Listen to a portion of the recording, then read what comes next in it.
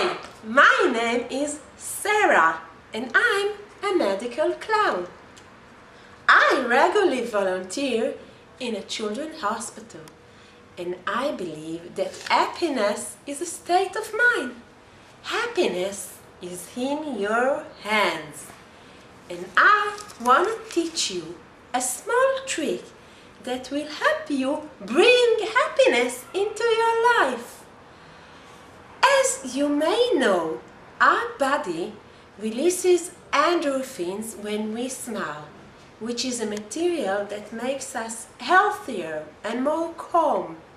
But our body doesn't distinguish between a faked smile and a real smile.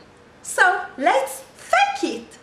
Let's hold a smile for 10 minutes and I guarantee you'll feel the difference. Let's start now. Smile.